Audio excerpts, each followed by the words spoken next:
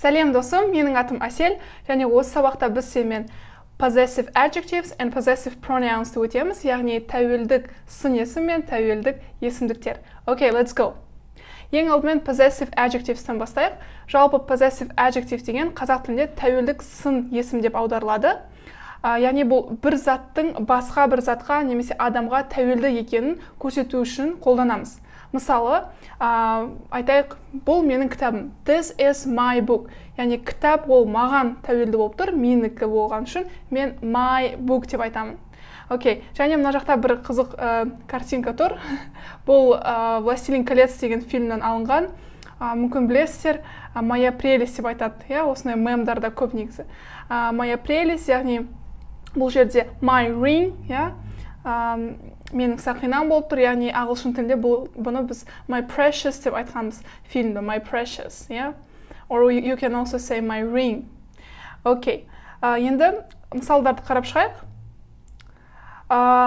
I деген кезде біз білеміз, бұларды I, you, we, they, he, she, it, бұлардың бәрі есімдіктер.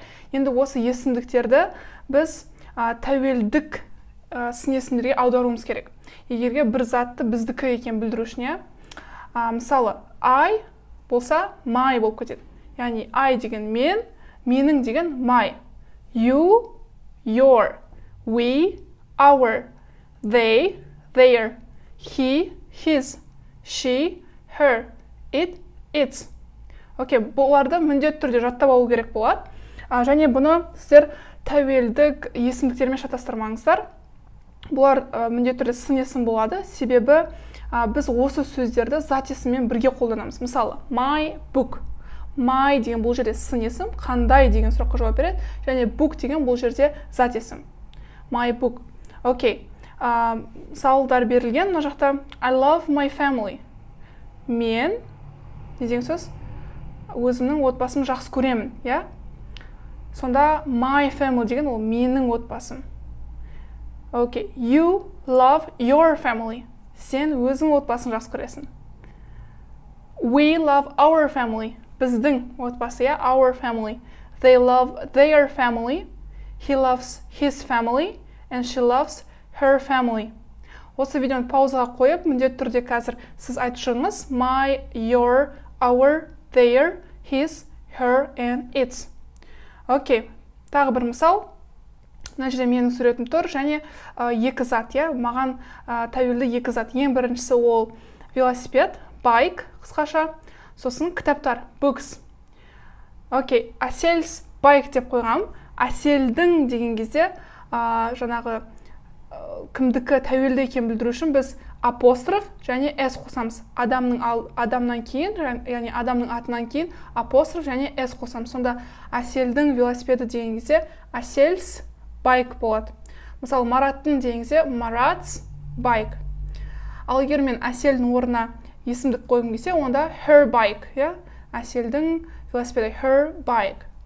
Окей, мысалы, Әсел's books, her books.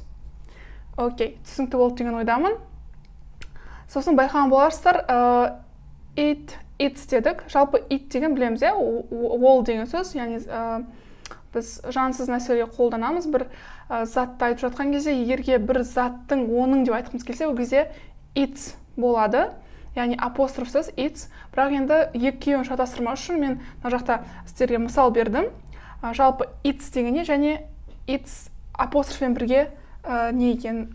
Сіз білесіздер, to be-ді өткен кезде мен бұны айтқан болатырмын. Егерге it is дегенді біз қысқартқымыз келсе, біз оны апостроф арқылы қысқарта аламыз деп, Сонда it is дегенді it's деп айтамыз. Мысалы, I like Almaty. Маған Алматы ұнайды. It's a nice place деген сөз. Бұл жерде it is a nice place деген сөз. Ол өте әсем жер, әдемі жер.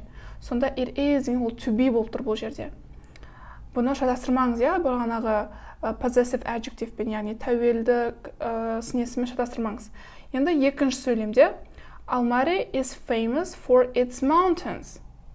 Алматы өзінің тауларымен танымал. Яғни бұл жерде its деген ол өзінің болып тұр, оның тауларымен, its mountains.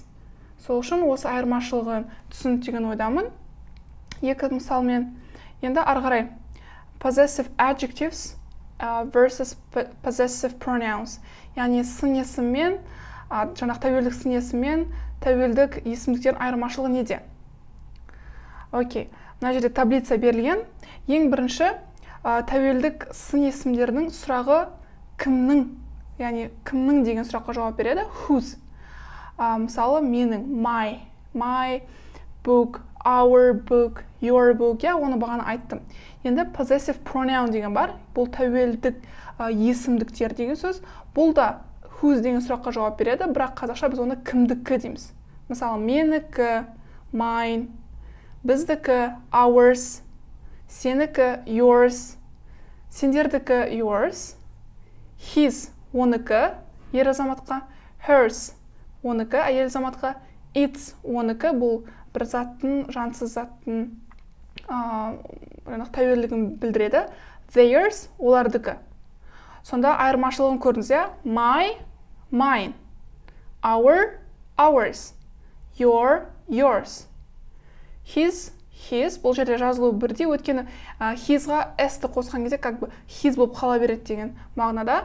Her, hers, its, және its-та өзгермейді.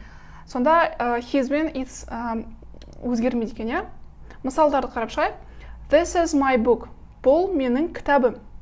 Яғни, егерге біз тәуелдік сын есімдерді қолданатын болсақ, онда біздің структурамыз жаңағы my, your, his, her қосылған зат есім noun. Мысалы, my book. Келесі example, мысалы, this book is mine. Бұл кітап менікі. Бұл жерде сіз қарап отырсыз, структура бойынша mine'нан кейін ешқандай зат есім келмейді. Яғни сіз бұлай айтсаңыз болмайды. This is mine book деп айтпаймыз. Окей? Немесе this is my деп тоқтай салмаймыз. Міндетті түрде айтуымыз керек, не екен? This is my book, бұл менің кітабым. Немесе бұл кітап менікі десек, this book is mine. Сонда қандай ереже келеді? Тәуелдік есімдіктерден кейін mine, yours, his, theirs, hers дегендерден кейін біз зат есімді қоспаймыз. Окей? Яғни нүкте қоямыз да сөйлемге болды. Мысалы, тағы бір мысал. Is this your camera or hers? Бұл камера сенікі ма, әлде оныкі ма? Ең біріншісінде is this your camera деген кезде біз possessive adjective ретінде қолданып тұрық. Your camera. Яғни your қосылған зат есім. Ал hers деген кезде оныкі деп тұрмыз. Бұл жерде бұл possessive pronoun болып тұр. Яғни тәуелдік есімдік болып тұр. Және жауабы it's hers. Ол оныкі. Көрдіңіздер ма, сонда hers дегеннен кейін біз ешқандай зат есім қосып тұрған жоқпыз. Егерге мен мысалы hers емес her деп айтқым келсе, ондай болса it's her camera деп айтуым керек болады. Her'дан кейін міндетті түрде зат есім қосуым керек болады. Окей. Енді жалпы сұраққа оралайық. Whose деген, кімдікі немесе кімнің деп сұрақ қойғыңыз келсе, онда whose деген сұрақ қойғыңыз керек ағылшын тілінде. Whose. Мысалы, whose phone is this? Бұл телефон кімдікі? Бізде 3 вариант бар. Бұған жауап берудің ең бірінші бұлай айтсақ болады. It's Аселс. Ең бірінші it's деген бұл жерде to be етістік болып тұр. It is Аселс. Аселдікі. Көрдіңіз ба? Апостроф және s. Немесе Аселдің, Келесі. This is her phone деп айтуға болады. Яғни her, оның қосылған phone, зат есім. Немесе it's hers деп айтуға болады. Яғни ол оныкі. Окей. Сонымен біз бүгін сіздермен possessive adjectives пен possessive pronouns'ты жаттап және үйреніп шықтық. Үй жұмысын міндетті түрде орындаймыз. Және көріскенше келесі сабақта. See you. Bye.